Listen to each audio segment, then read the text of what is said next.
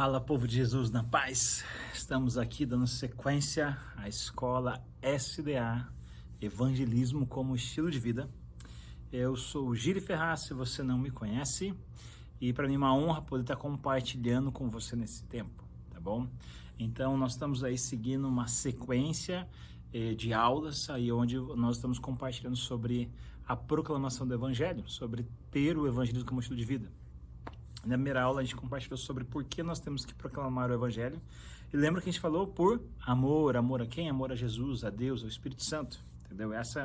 Esse é o nosso papel, esse é o nosso caminho, é da maneira que a gente vai compartilhar o Evangelho e as boas novas com as pessoas. Tá? Lembra que a gente falou sobre dois homens que amavam a Deus com todo o coração, alma, força e entendimento, Enoque e Elias. E a gente pôde testemunhar e contar para vocês como foi a vida desses caras e como eles manifestaram o poder de Deus e como realmente Deus se manifesta através da vida deles. E a proclamação do Evangelho é um estilo de vida. E eu quero contar agora um pouco para vocês, porque eu falei um pouco aí sobre como Elias estabeleceu o reino de Deus. Eu também compartilhei um pouco lá sobre Romanos 14, 17, que fala que o reino de Deus não é comida nem bebida, mas é paz, justiça, alegria no Espírito, e ele estabeleceu o reino lá em Sarepta. E eu quero dizer para vocês, eu tenho 24 anos de caminhada cristã. Talvez eu tenha mais anos de caminhada cristã do que você tem de idade, mas eu tive meu encontro com Jesus quando eu tinha 14 anos. E eu sempre, desde os meus 14 anos eu congrego, eu faço parte de uma igreja. Na verdade eu fiz parte de uma igreja no norte do Paraná, e depois eu me mudei para Curitiba, e é onde eu sou membro hoje, e também faço parte do quadro de missionários da Igreja Batista do Bacaxeri, em Curitiba.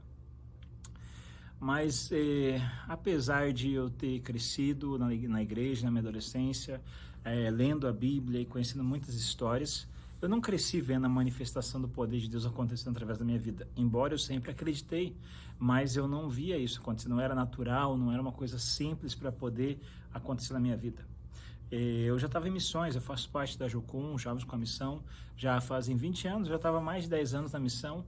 Eu via essas coisas acontecerem, mas isso não era parte do meu dia a dia, isso não era parte do meu estilo de vida, eu não via essas manifestações de maneira constante na minha vida.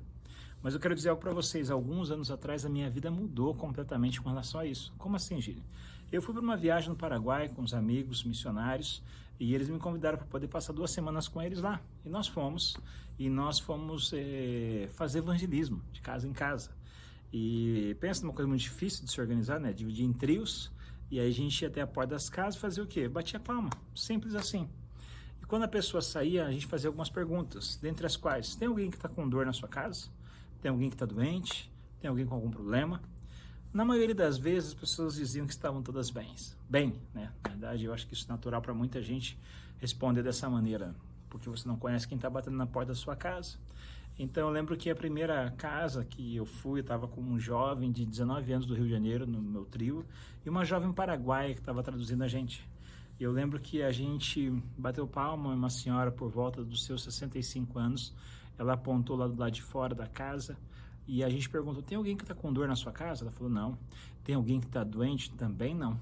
Tem alguém com problema? Também não. A gente perguntou: aceita uma oração?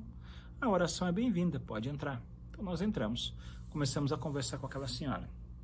No meio da conversa, aquele jovem de 19 anos, ele olhou para aquela mulher e falou assim: a senhora está com uma dor no meio das costas? Ela falou: tô.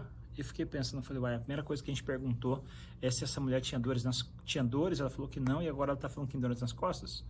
Mas mesmo assim, eu só pensei, não falei, falei: vamos orar, a gente pode orar pela senhora? Pode. Aí oramos por ela. Aí ela falou assim: a dor passou, a gente passou. Nós perguntamos: o que a senhora não podia fazer que doía? Ela falou assim: não podia sentar, não podia abaixar que doía. Nós falamos: faz o teste. Ela ajoelhou, abaixou, ela começou a chorar. Não de dor, tá, gente? A dor tinha passado. Ela foi curada na hora. Não é legal isso? Não é muito bom isso? Mas o que me chamou mais atenção não foi o que aconteceu dentro da casa, mas foi o que aconteceu fora da casa. Como assim, Gílio? Quando a gente saiu da casa, aquele jovem de 19 anos, ele olhou para mim e falou assim: Gílio, eu estou muito feliz hoje. Eu falei: por quê?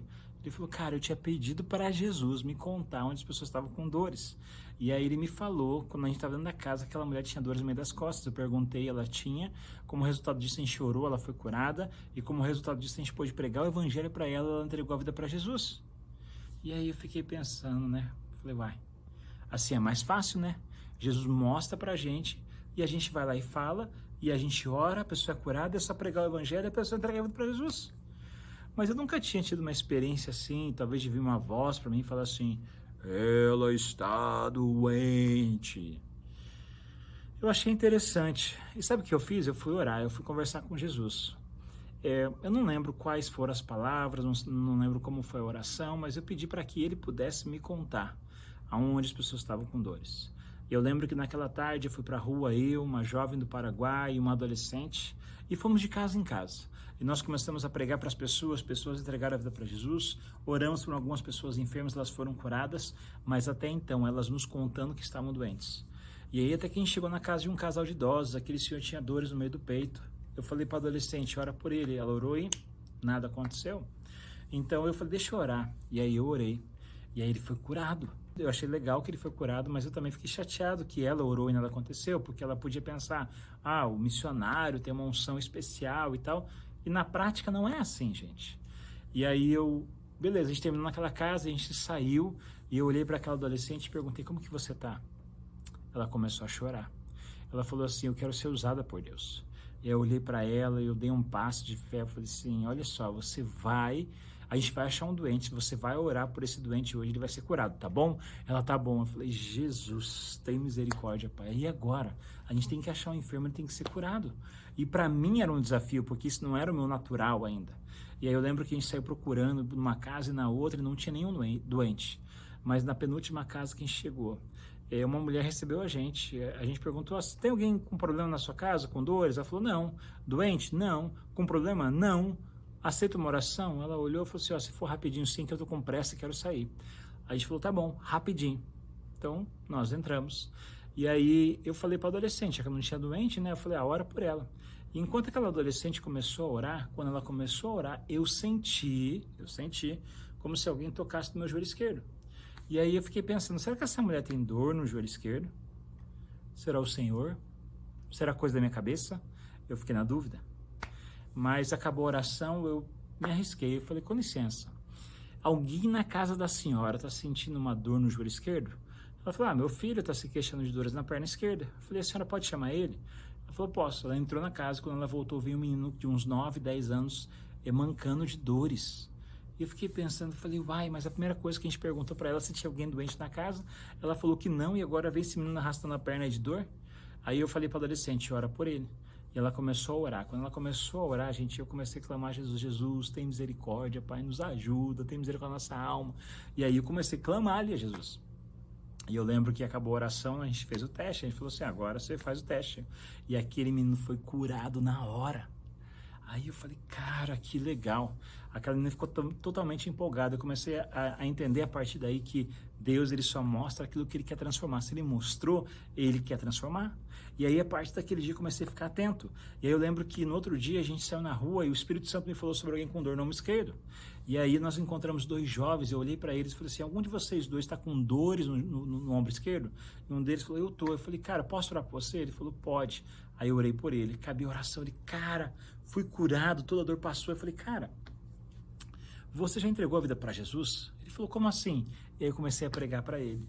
Eu estava pregando para ele, enquanto estava pregando, o Espírito Santo me falou que o amigo dele tinha uma dor no joelho esquerdo. E aí eu olhei para o amigo dele e falei, cara, você tem uma dor no joelho esquerdo? Ele falou, cara, tenho. Eu falei, tá doendo agora? Ele falou, tá. Posso orar por você? Pode. Orei por ele, ele foi curado na hora. Quando ele foi curado, um amigo meu que estava junto olhou para ele e falou assim, cara, você tinha feito uma prova com Deus, né? Você falou para Deus que se Deus fosse real, ele iria falar para alguém que o seu joelho estava doendo. Ele começa a chorar. Você acha que a vida deles vai ser a mesma? Não tem como, gente. A gente pôde proclamar o evangelho para eles. No outro dia, também ainda no Paraguai, gente, pensa num dia que você sai na rua e você quer pregar o evangelho e ninguém quer te ouvir, você tenta pregar para um, não consegue, para outro não consegue, para outro não consegue. A gente para numa praça e fala assim, Jesus, deixa a gente falar para alguém. E a gente encontrou uma mulher que cuidava de criança e a gente pôde orar por ela, ela estava com dores, ela foi curada, a gente pregou o evangelho e entregou a vida para Jesus. A gente estava voltando feliz da vida para a igreja, quando a gente vê um rapaz de moto saindo de uma casa. E aí nós pedimos para orar por ele, um amigo meu pediu para orar por ele e falou, tô saindo, mas já vai na casa ali. A família inteira está reunida. Nós acabamos de voltar do cemitério, acabamos de enterrar o nosso avô. E a gente foi lá, e a gente bateu o palmo, veio um senhor receber a gente. E a gente falou assim, a gente falou com o rapaz da moto ali, e ele falou que vocês perderam o avô da família hoje. Nós queremos orar pela família de vocês. Ele, qual a religião de vocês? Qual a religião de vocês? A gente falou, a gente não está aqui para falar de religião. A gente quer falar de Deus, de Jesus e da Bíblia. Ele falou, tá bom, a gente vai rezar o rosário aqui, depois vocês podem falar com a gente. A gente falou, tá bom. Aí ele olhou pra gente e falou assim, vocês vão ficar aí fora ou vocês vão entrar aqui durante o rosário? A gente olhou um pra cara do outro, a gente nunca tinha conhecido o rosário, a gente falou assim, vamos entrar. E a gente entrou para conhecer. E aí eles rezaram, a gente viu que ali eles tinham velado o corpo, era o local que tinha ficado o caixão, a família inteira estava reunida. E aí eles terminaram de rezar, passaram a palavra pra gente. Quando eles passaram a palavra pra gente, meu amigo foi orar. Orou e falou assim, vou orar para que o Espírito Santo possa consolar o coração de vocês. E ele orou, acabou a oração, ele falou assim, quando eu estava orando, o Espírito Santo me mostrou uma senhora com dores na parte de trás das pernas. E a família disse, é a viúva, traz a viúva. E aí veio a viúva e mais 2 senhoras, botaram 3 cadeiras no centro da sala, e aí elas estavam as 3 com dores nas pernas, na parte de trás, posterior, e nós pudemos orar pelas 3. Sabe o que aconteceu? As 3 foram curadas. E aí o Espírito Santo falou sobre alguém com dor na nuca e no ombro. Surgiram as 2 pessoas e nós pudemos orar por eles, eles foram curados. E aí aquele senhor que recebeu a gente, ele chegou próximo de nós e falou assim, ei, vocês oram só no nome de Jesus? A gente falou, sim. Ele falou, vocês podem orar pelo meu filho? A gente perguntou o que ele tem, ele falou, asma. E aí veio um adolescente, a gente orou por ele. E nós perguntamos o que ele tinha, ele falou que ele não podia correr, a gente falou, faz o teste, ele correu e voltou, falou, gente, não estou sentindo nada. Ele foi curado. E aí as pessoas daquela casa começaram a chegar próximo de nós. E aí eu lembro que tinham pessoas que falaram assim, tô com dor na perna, tô com dor na coluna. E no final a gente saiu orando pela família inteira. O resultado, 13 pessoas daquela casa foram curadas. A gente pôde falar de Jesus. No final eles trouxeram até comida pra gente, a gente comeu com eles. Então, em Lucas 10, Jesus falou 2 vezes com os discípulos para comer com as pessoas. Então, se Jesus mandou, a gente obedece. Gente, você acha que a vida daquela família vai ser igual? Não, gente. E no dia que o avô da família faleceu, foi enterrado, 3 caras estranhos apareceram na casa deles e falaram do amor de Jesus, demonstraram esse amor, manifestaram o poder de Deus e proclamaram a palavra de Deus e conectaram isso com uma igreja local. Tem noção disso? Daí você pode pensar, eu só contei algumas experiências de lá, a gente teve inúmeras. Essas coisas acontecem no Paraguai, acontecem na China, acontecem na África, mas não acontecem no Brasil. Gente, quando eu voltei do Paraguai, eu lembro que meu filho tinha 5 anos, eu lembro que eu peguei um ônibus para levar ele para a escola. Eu lembro que eu entrei no ônibus e tinha uma senhora na minha frente, estava com o pé, tornozelo esquerdo enfaixado, daí o Espírito Santo falou comigo, ela está com dor no tornozelo esquerdo. E aí a primeira coisa que eu pensei foi, no ônibus, Deus. Foi esse meu primeiro pensamento. Eu estava receoso no ônibus, mas sabe o que eu fiz? Eu escolhi deixar o medo de lado e eu cutuquei aquela mulher e eu falei assim, viu, com licença, a senhora está com uma dor no tornozelo esquerdo? Ela falou, sim. Eu falei, posso orar pela senhora? Ela falou, pode. E aí eu orei por ela no ônibus. Quando eu escolhi orar por ela no ônibus, eu escolhi não deixar as minhas experiências no Paraguai, mas eu escolhi começar a viver isso como meu estilo de vida. Entende? E aí por onde eu passava, na rua, no terminal de ônibus, eu orava pelas pessoas, pregava o evangelho, via muitas pessoas sendo curadas, pessoas entregando a vida para Jesus, através também da manifestação do poder de Deus. Giri, mas então você descobriu que você tem a unção de cura? Não, eu entendi que eu tenho autoridade no nome de Jesus. Como assim? Eu estava numa reunião de pastores, uma manhã, e eu estava no tempo de adoração, e de repente o Senhor me leva a refletir em Marcos 16:20, que fala que os discípulos saíram e pregaram por toda parte, e que o Senhor cooperava com eles, realizando sinais e maravilhas, confirmando a palavra. E eu fiquei pensando, que palavra é essa que Jesus confirmava? E ele me levou a refletir em Marcos 16, 15, 16, 17, e depois todo mundo pregar o evangelho. Quem crer e for batizado será salvo, quem não crer será condenado. Em meu nome expulsaram demônios, falaram novas línguas, beberão veneno mortal, pegarão em serpentes, nenhum mal vai te acontecer, imporão as mãos sobre os enfermos e eles serão curados, e esses sinais seguirão os que crerem. Quem disse isso? Jesus. Então a palavra que ele confirma foi a palavra que saiu da boca dele. Se liga nisso, gente. Ele me leva para refletir em Gênesis. Haja luz, haja isso, haja aquilo. Tudo que sai da boca de Deus acontece. Então as manifestações do poder de Deus acontecem porque Jesus falou que ia acontecer, simplesmente por isso. Ele para com isso. Essas manifestações eram para os discípulos, eles eram mais chegados de Jesus do que a gente. Vai lá para Atos 14:3.